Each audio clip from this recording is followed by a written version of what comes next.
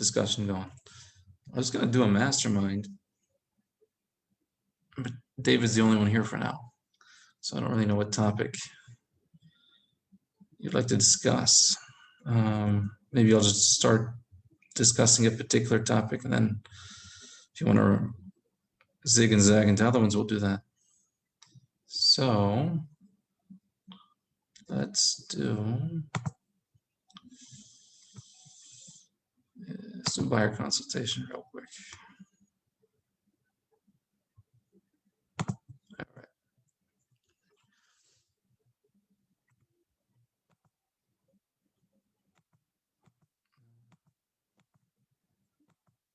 Trouble with this bar.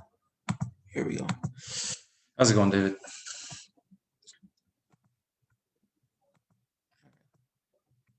For some reason, it's not working. All right. So I'm just going to talk, and David, you can jump in anytime you want. And if anybody else comes in, they can participate as well. So what we're going to do is today, I think we'll just focus on buyer consultation. It's been thrown around a lot lately for a particular reason.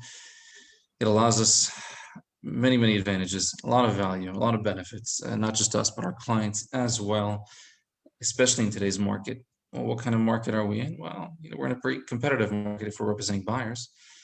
So how does a buyer consultation provide us the benefits, the value, the advantages to help convert at a higher level when we're talking in today's current market conditions?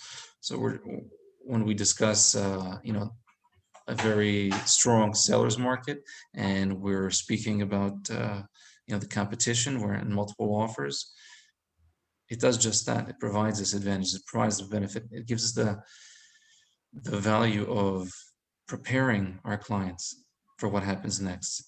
So the more prepared they are, the more likely we are to convert them, the more likely we are to convert them from meeting to submitting an offer, from submitting an offer to getting accepted offer, from an accepted offer to a closing.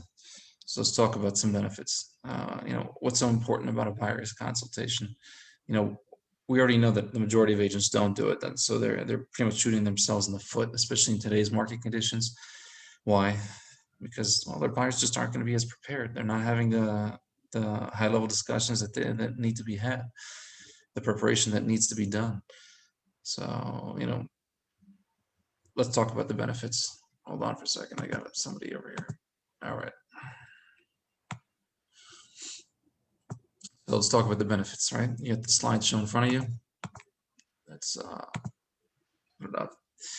So it helps build rapport, trust, loyalty, communicate confidence, expertise with our clients. Sure, it does all of that.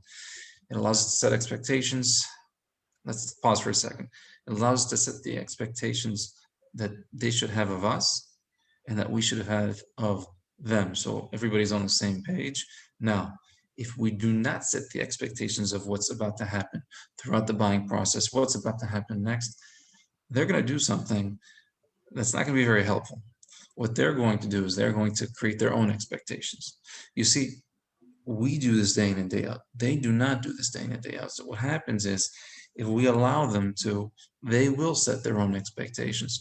So let's not do that. Let's communicate to them exactly what to expect, exactly what happens next. Let's run the show. Let's be the leaders in these relationships. Of course, we're going to educate them about the buying process. We're going to speak to them about the market conditions. We're going to answer real estate related questions they have. It's not on here, but we're going to handle as many objections as we can upfront. And that's going to provide us a wealth of benefits moving forward. If you want a smooth transaction, you don't want any surprises, we're going to handle the objections now so that they don't come up later. We always like to say that the short version, if you're going to go straight to the most direct benefit of why do a buyer consultation, it increases the likelihood they work with us and nobody else. It's going to bring them closer to us. It's going to increase the likelihood they work with us and that we get a business transaction out of it. So those are the benefits. Now there's still many agents that don't maybe see the benefits in it, or maybe they just don't know what to say, or they don't know how much time to spend on it, or how to structure it, or when to do it, or 100 other questions or 100 other reasons or excuses why an agent would not be conducting a buyer consultation, presentation, discussion, whatever you want to call it. Yet, ultimately, it does benefit us. The pros completely outweigh the cons, whatever excuse you can come up with. So it's, if you just want to be better than the majority of agents out there, all you need to do is do one of these. Just have this high-level discussion with your clients, with your buyers, and it will reap rewards. All right. So, going back to just not knowing what to say. We know exactly what to say. We're going to talk about structure in a second. We know exactly what to say. We talk about it every single day. Now, we talk about the buying process every single day. We talk about the market conditions every single day. We just answer real estate related questions every single day. Add in there, the needs analysis, discovering what they're looking for, and you got yourself a buyer consultation. You got yourself a buyer presentation. So, okay, you don't know how to structure it. You don't know what to say. You don't know when to say it. Let's talk about that. Actually, we're going to talk about structure first, and then we'll get to value proposition in a second. So structure, right? Let's talk about structure. So how do we structure a presentation? And by the way, your listing presentations and your buyer presentations, they both have structure, right? So how do we structure them? Well, there's going to be an intro, right? They're going to tell us about ourselves, about themselves, or maybe we're going to tell them a little bit about ourselves. We're going to do a needs analysis if you haven't done it already. You're going to pre-qualify them if you haven't done it already. You're going to find out exactly what they're looking for, so you don't need to show them 10 million thousand homes, right? So we're just showing the right ones. We're going to discuss the buying process. We're going to discuss the market conditions, and we're going to go for the close. We're going to go find them a home. So it's structured, and it doesn't have to be structured this way, right? Obviously, the intro and the close, they're going to stay put. But when we're talking about the middle, the body of your presentations, it doesn't have a particular order to it. If you want to talk about market conditions first, by all means, talk about market conditions first. And if you want to discuss buying process first, do that. There's no right or wrong order. Just make sure you cover it all. Now, this is what you call a 5-point presentation. It doesn't have to be a 5-point presentation. It could be a 7-point presentation. It could be a 10-point presentation. It could be a 20-point presentation. There's no right or wrong here. There's no right or wrong way to do a buyer consultation. What you'll find is if you view 1,000 different agents doing these types of presentations, you'll find that they do it 1,000 different ways. And many, many times it's the agent that's mostly talking and the buyer's clients are just listening, or maybe they're using a questionnaire, the agents, and they're just going down the list and the client's answering them, or maybe there's a slideshow, there's a visual type presentation, or maybe there isn't. Maybe there's paperwork involved, and maybe it's all digital. Maybe it's a mixture of both. So it just, there's no right or wrong way to do this. Just you're going to discover and find the right way that you feel comfortable doing it, that you can communicate a high level presentation, communicate all the information you're looking to convey, and they'll walk out of those meetings with value. They'll walk out of those meetings thinking, I don't want to be working with another agent other than this agent, because you're doing something that your traditional agent is not doing. You're going above and beyond. So let's talk about what we're discussing in between. We know how much it costs to hire a buyer's agent in the state of New Jersey. $0, right? So if it's $0 and it doesn't cost them anything to hire a buyer's agent, well, in that case, they can hire an expert or they can hire an amateur for the same price. Which do you think they would prefer to be working with? And that comes down to value. So the agent that provides them the most value will have an increased likelihood to convert them to clients, right? Because at some point they're consumers, they're customers, and we're looking to convert them to clients. So how does that work? Well, when it comes to buyers agents and buyers, there's a handful of value propositions we can deliver, we can provide them, but we also need to be able to communicate it as well. So what does that look like? Well, the list in front of you, you'll notice it says expertise and knowledge in previewing homes and obtaining multiple offers and over-communicating and negotiation skills and accommodating and vendor networks and off-market homes and preparation and guiding both the preparation of them and preparing ourselves for those situations as well. And of course, we're the guide, we're the advisors, we're the consultants. understanding the local markets. They're all value propositions that we can convey and communicate to a buyer. And so the question is, well, how do we do that? And I think that's where I find that the majority of agents actually have difficulty is in the communication of their value proposition. So it's not that they don't have a value proposition; it's they don't know how to communicate it. They don't know how to put it into words. So what happens is, let's just say somebody approaches you and they ask a simple question: why should I work with you? Why should I hire you? Why should I choose you? And at a moment's notice, can you answer that question as an agent? Many agents can't. So it's not that they don't know what their value proposition is. The difficulty they have is in the communication of it. So what I found was, I like to provide agents these tips. There's an easy way to communicate it. And if you just say these 3 things, it's an easy way to communicate value proposition. It's, Mr. and Mrs. Buyer, would this be helpful to you? Would this benefit you? Would this be of value to you? And then what that looks like is, Mr. and Mrs. Buyer, I value your time. I don't want you to waste your time coming all the way from wherever and wasting your time. What I'm going to do for you is I'm going to preview all homes before you do. Would that be helpful to you? Yes, Mr. and Mrs. Buyer. It's a very, very competitive market out there. We're able to obtain at a much higher level in multiple situations than your traditional agent. Would that benefit you? Yes, Mr. and Mrs. Buyer, for the same price of $0, you can work with an expert and amateur. We are the experts in this local market. I've seen all the inventory. I know what's coming. I know what things need to sell for. Would it be of value to you if I told you which each and every house would sell for? Yes. Okay. And it's just, would it be helpful to you? Would this benefit you? Would this be of value to you? It's just an easy way to communicate value.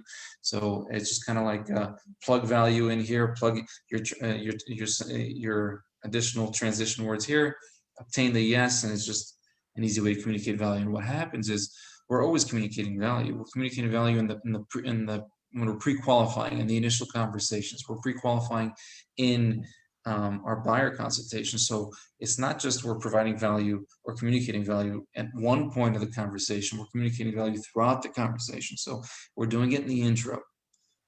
Mr. and Mrs. Valley, would it be helpful to you if I put you on an auto drip system, auto prospecting system? So the very moment a property comes to market, you would know about it. Would that be helpful to you? Yeah, that's a value proposition.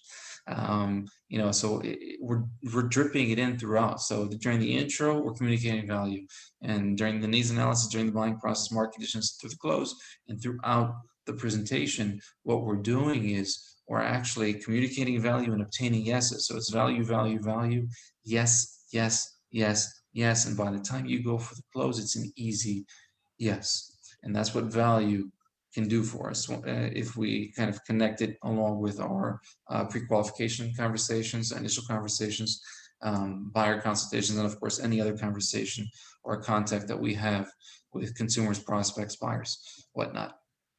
Any questions so far? Not so far, thank you. All right, awesome. If you do, just stop me. Or else I'll just keep talking. Okay. All right. So there's a great lack of agents using buyer consultations. So it's just a tip. If we're looking to be better than the majority of agents, let's do them. Let's prepare our buyers. It goes a long way. And there's a few other things that go a long way, especially when we're talking about current market conditions. When we prepare our buyers, it's not just, they're not going to remember everything we say. So we always have to tell them what happens next. So a tip I always like to give is always, always, always tell them what happens next at the end of every single conversation. Mr. and Mrs. Buyer, we just submitted an offer. This is what happens next. Mr. and Mrs. Buyer, we just sent an accepted offer. This is what happens next. We just went under contract. This is what happens next. We just conduct the home inspection. This is what happens next. They're not going to remember everything we said. Have the buyer consultations, communicate value, tell them what happens next. It's all very easy things to get into the habit of doing. Of course, we have to develop that habit, and it goes a long way. So what I'm going to do now, I'm going to transition into a different. Is there anything that you want to talk about, David? Because you get to pick the topic, if or else I can pick the topic. Is there anything that is on your mind that would be helpful to you right now? No, thank you. All right, cool. So one of the things that I do like talking about is expertise. So I'm going to just line that up real quick. Slideshow. All right. So let's talk about expertise. And I didn't share the presentation. Hold on. And where are you, buddy? There you go. All right. Sure. Should be able to see it now. All right. Let's talk about expertise. So expertise goes a long way. I think that agents underestimate how easily they can become experts in the local market, and they also underestimate how important it is. So let's talk about that.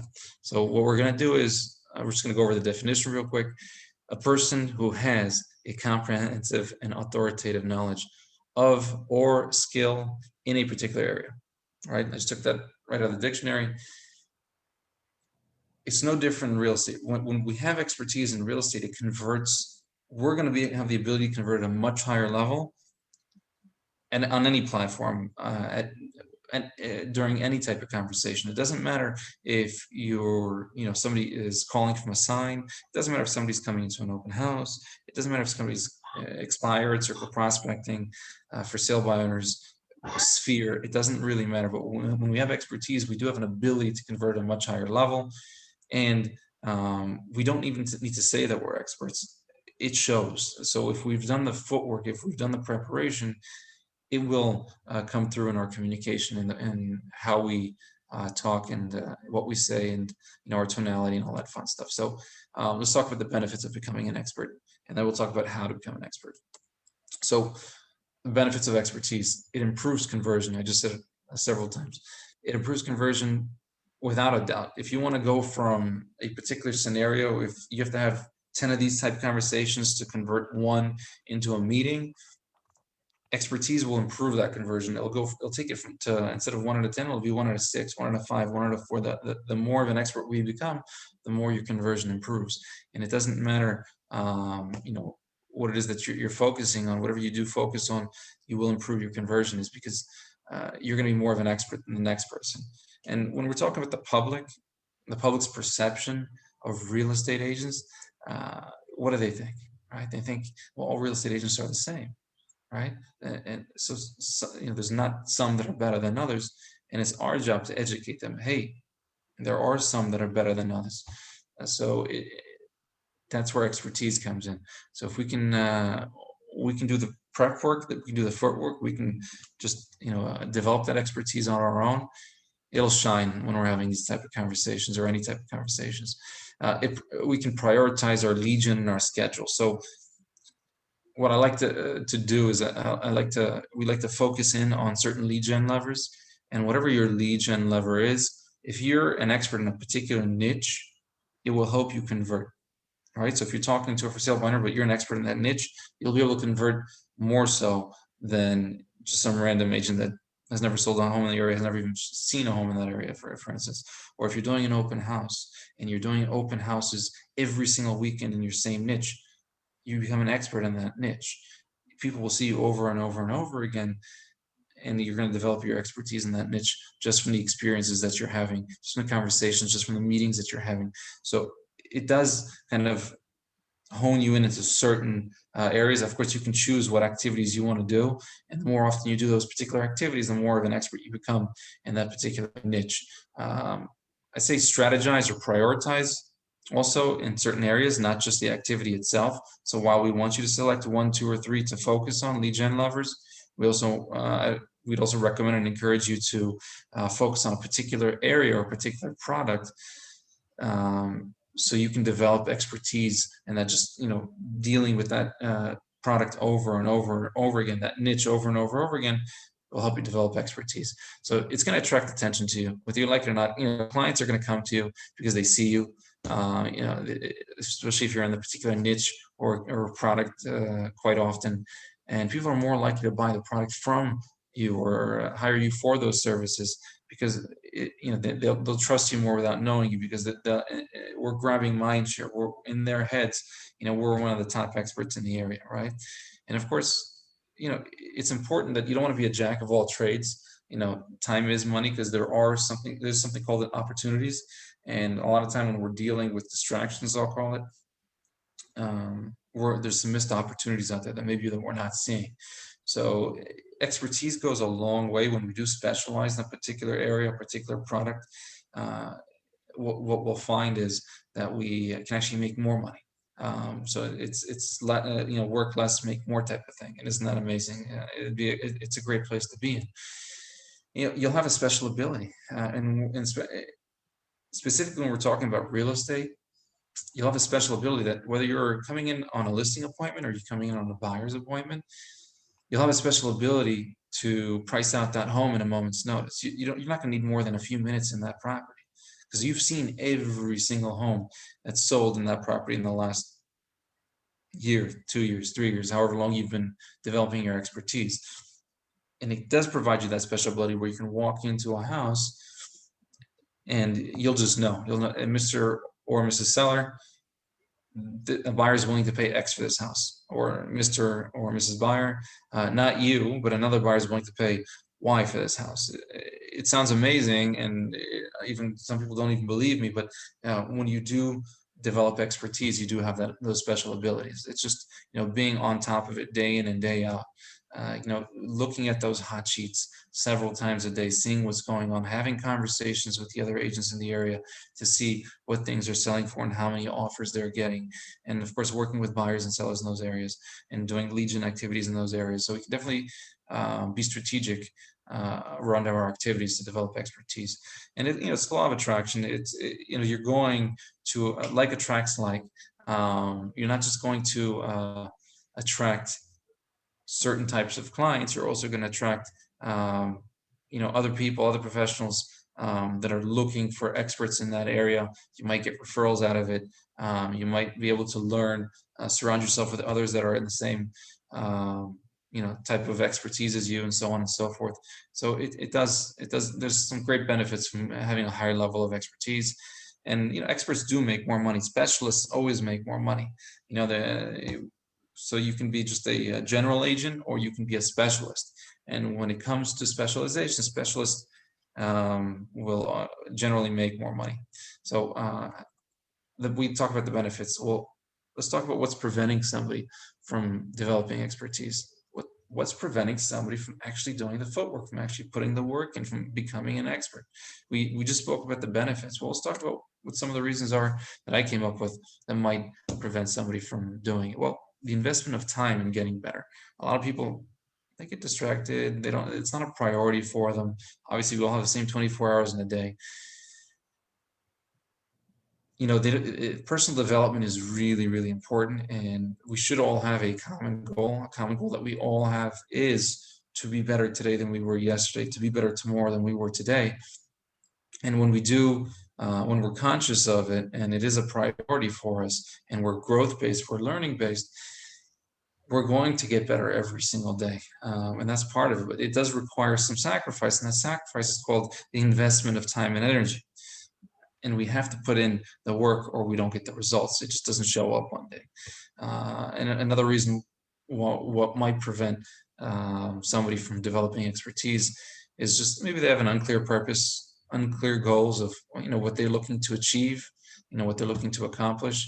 So that tends to stop people in their tracks. They're at crossroads, and they don't know which direction they should be going, so they don't end up developing the expertise in any particular field or specialization. Isolating incidents is a big thing in real estate, especially when it comes to real estate agents. We're going to, if you haven't found this out yet, we're going to experience many, many, many more frustrating experiences than we are successful ones. Now, I call them frustrating, not failures, because we're always going to learn from them. That's what's going to get us better. Yet what tends to happen is that a frustrating experience occurs. Maybe somebody goes MIA after we submitted offers with them. Maybe we lost out. Maybe we had a cancellation. Who knows? and we put a lot of work into it, and then they disappeared. On who knows? There's a lot of things that can happen. Yet it's an isolating incident, I call it. Why? Because it should not affect how you behave moving forward, yet it does, right? We have these experiences, and we just stop. We put our hands up, and it's like, that's it. I'm not doing anything for the rest of the day, the week, the month, the year, or I'm done.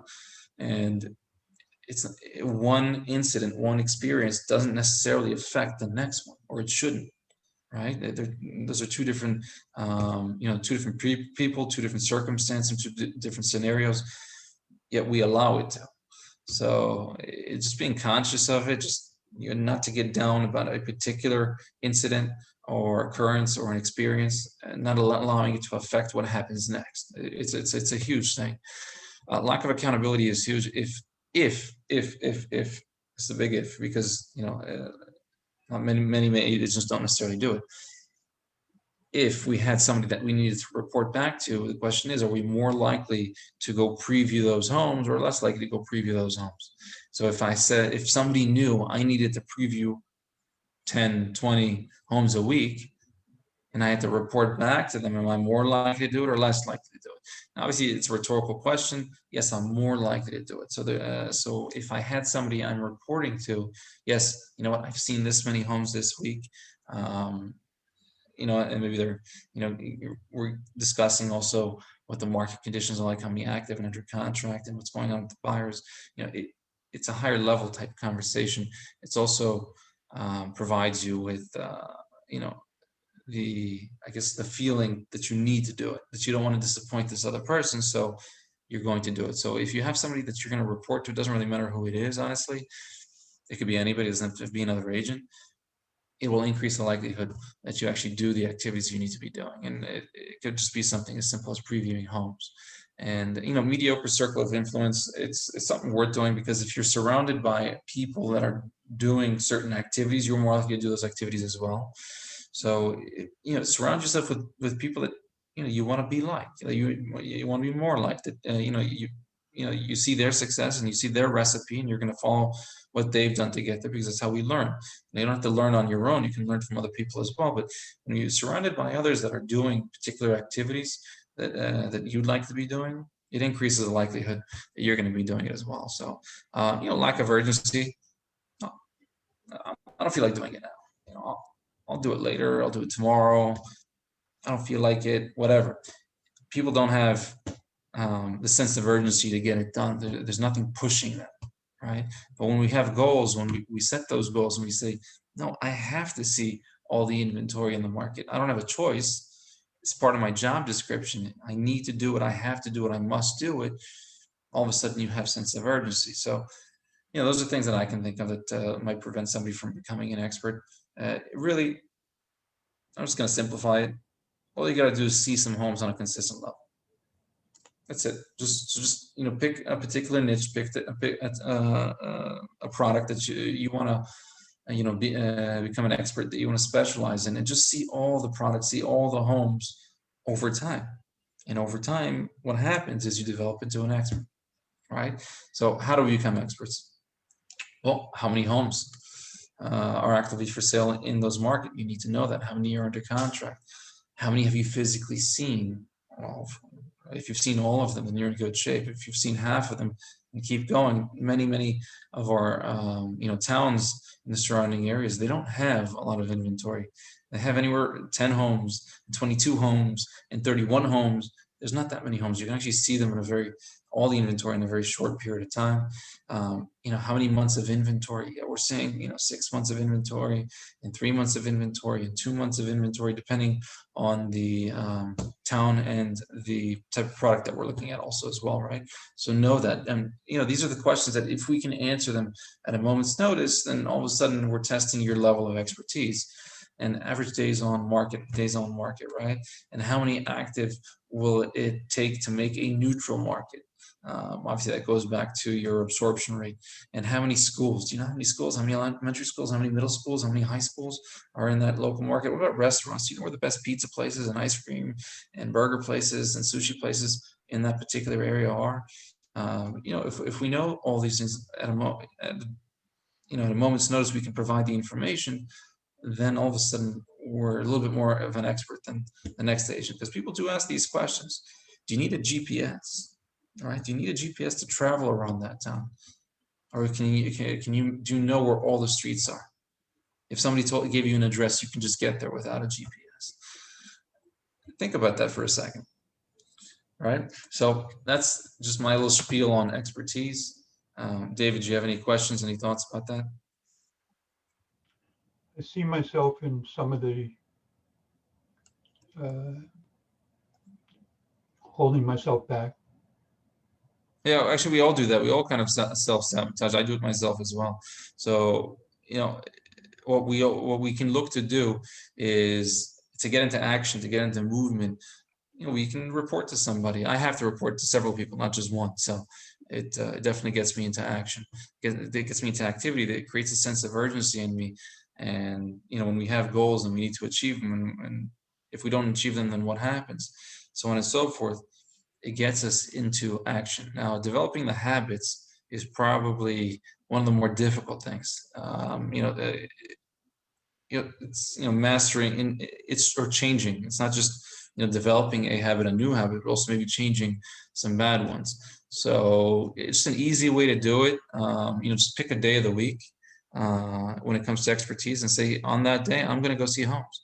And if you're not doing open houses, go visit open houses, and you just go to as many as you can, and all of a sudden you're seeing the inventory. So on particular day and times, just getting into a consistent habit of going. So just say for instance, okay, well, the broker opens.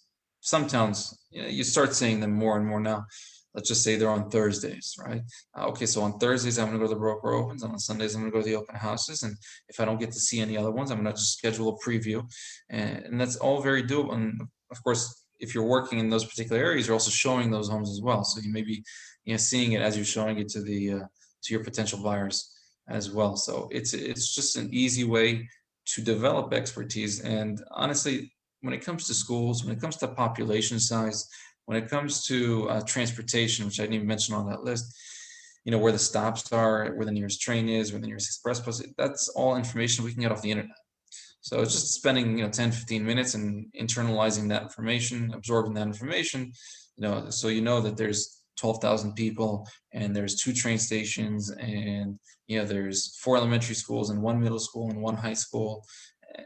So it's just knowing that information goes a great distance when we're having discussions. Just being prepared to have those discussions will increase the likelihood that we can take advantage of those opportunities, and it all starts with habits.